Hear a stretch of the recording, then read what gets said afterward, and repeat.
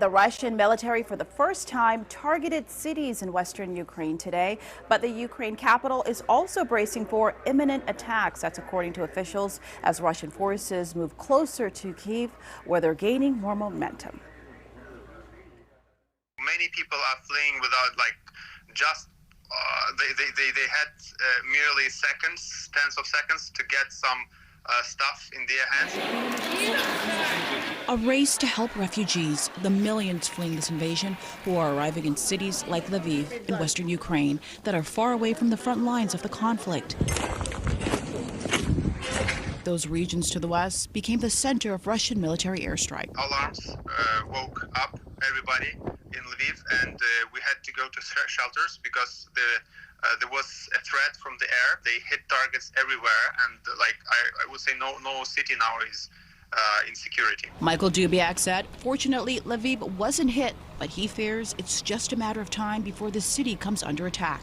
His wife and kids fled to Poland, but he stayed behind to help refugees, some of whom have been hard at work.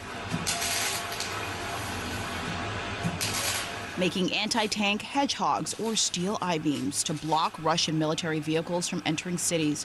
Also, camouflage nets for soldiers to help Ukraine's armed forces. The Pentagon press secretary addressed today's attacks on western cities, saying it's too early to tell if this is a shift in the Russians' strategy. We believe the targets were airfields, so from a military perspective, you could see a certain logical sense there to deny the Ukrainians the ability to use some airstrips in the western part of the country. President Biden warning today that Russia will pay a severe price if it unleashes chemical weapons.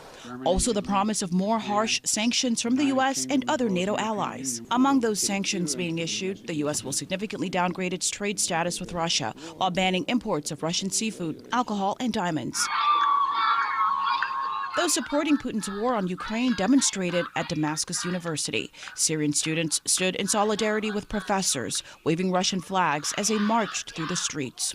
Ukraine's President Volodymyr Zelensky said his soldiers are now at a strategic turning point in what he called a patriotic war with a very stubborn enemy. This morning, Zelensky spoke to the Polish parliament. He thanked Poland for accepting more than 1 million of its refugees. Good afternoon. Meantime today, Vice President Kamala Harris, who's in Romania, pledged the U.S. will be providing more financial support to Ukraine, also warning that any attack on civilians will be viewed as a war crime. As for that Russian airstrike on a children's and maternity hospital this week in Mariupol, the Pentagon says the Russians have blocked repeated efforts to send food and medicine there. They're also having problems evacuating civilians with the continued attacks in that area.